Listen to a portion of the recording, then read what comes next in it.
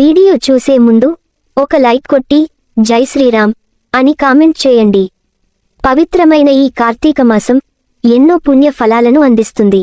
పరమశివునికి ఇష్టమైన ఈ కార్తీక మాసంలో ఆ శివయ్యకు ఒక చిన్న పుష్పం పెట్టినా సరే అది నేరుగా పరమశివునికే అందుతుంది. కాబట్టి ఈ కార్తీక మాసంలో భక్తి శ్రద్ధలతో శివుడిని పూజిస్తే మీ కష్టాలన్నీ తొలగిపోయి కోరిన కోరికలు ఖచ్చితంగా నెరవేరుతాయి. అయితే ఈ కార్తీక మాసంలో ఆ పరమేశ్వరుడు మీ భక్తికి పులకరించాలంటే ఖచ్చితంగా కొన్ని విషయాలు తెలుసుకోవాలి. పరమశివుడికి ప్రీతిపాత్రమైన ఈ కార్తీక మాసంలో ఆ శివయ్యకు బిల్వపత్రాలు సమర్పిస్తే బంగారంతో శివుడిని పూజించినంత పుణ్యం లభిస్తుంది.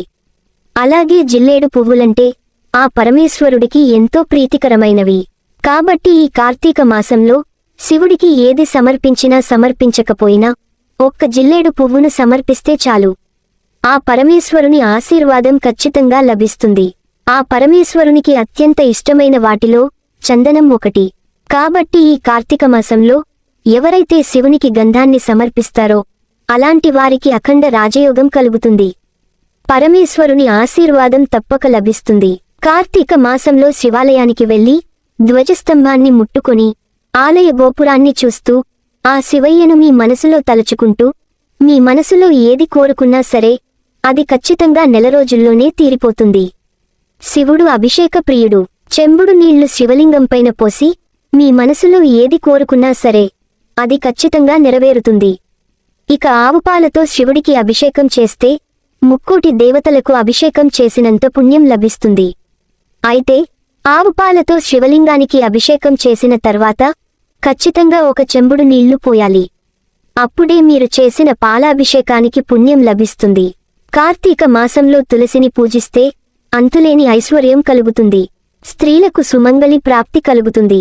భర్త సంపద విపరీతంగా పెరుగుతుంది. ప్రతిరోజు తులసి మొక్కకు నీళ్లు పోస్తూ నమస్కారం చేయాలి.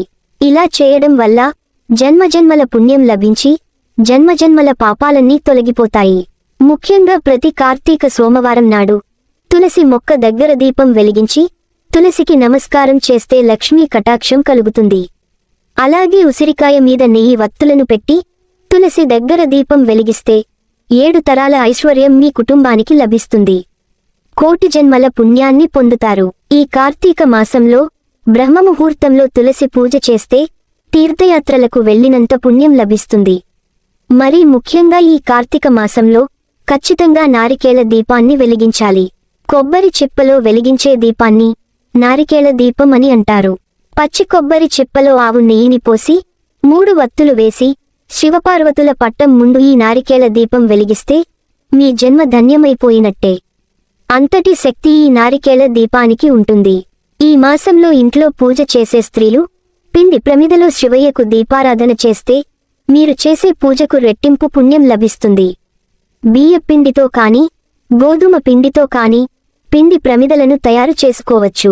కార్తీక మాసంలో వచ్చే ప్రతి గురువారం నాడు అరటి మొక్కను పూజిస్తే అష్టైశ్వర్యాలు కలుగుతాయి. వివాహం కాని వారికి త్వరగా వివాహమవుతుంది. అలాగే ప్రతి కార్తీక సోమవారం నాడు 365 వత్తులతో దీపారాధన చేయాలి. ప్రతి కార్తీక సోమవారం కుదరని వారు కార్తీక పౌర్ణమి రోజున మాత్రం ఖచ్చితంగా 365 వత్తులతో దీపం వెలిగించాలి. అలాగే ఈ కార్తీక మాసంలో ఉసిరి చెట్టు కింద ఖచ్చితంగా దీపారాధన చేయాలి. ఇలా చేయడం వల్ల మీ ఇంటికి ఉన్న కష్టాలన్నీ తొలగిపోతాయి. అన్నిటికన్నా ముఖ్యంగా ఈ కార్తీక మాసంలో కనకధార స్తోత్రం పఠించడం వల్ల విశేషమైన పుణ్యం లభిస్తుంది. ఆర్థిక సమస్యల నుంచి ఉపశమనం కలిగిస్తుంది. అలాగే మీ సంపద బాగా పెరుగుతుంది. అలాగే ప్రతిరోజు సాయంత్రం సమయంలో ఇంటి ముందు దీపాలు వెలిగించాలి. ఎవరైతే ఇంటి ముందు దీపాలు వెలిగిస్తారో అలాంటి ఇళ్లలో లక్ష్మీదేవి నాట్యం చేస్తుంది. డబ్బు కష్టాలు లేకుండా జీవితాంతం సిరిసంపదలతో జీవిస్తారు. ఈ కార్తీక మాసంలో ప్రతి సోమవారం నాడు శివునికి ఇష్టమైన పుష్పాలతో శివుడిని పూజిస్తే చేస్తే శివుని అనుగ్రహం పొందవచ్చు.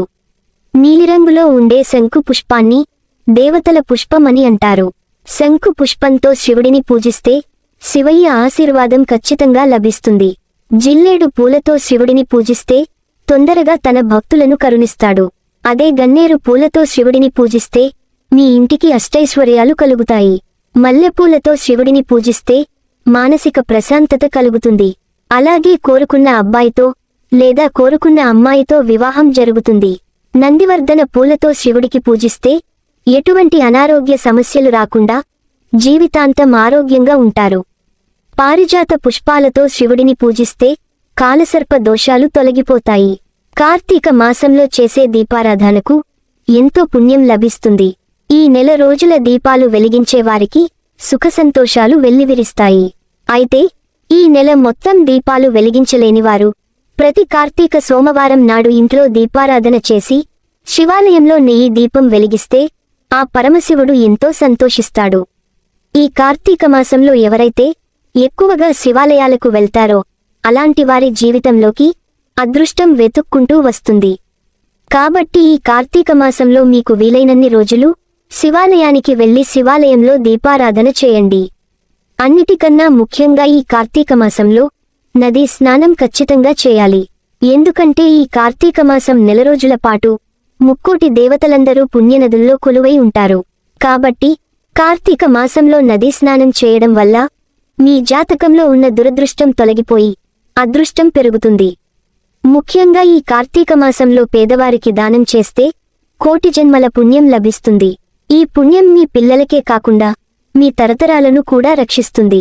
ఈ కార్తీక మాసంలో శివ పూజ చేసే సమయంలో ఓం నమః శివాయ అనే మంత్రాన్ని స్మరించుకోవాలి.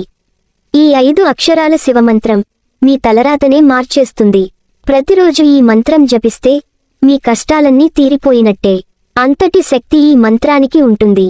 ఈ వీడియో మీకు నచ్చితే లైక్ చేసి సబ్స్క్రైబ్ చేయండి.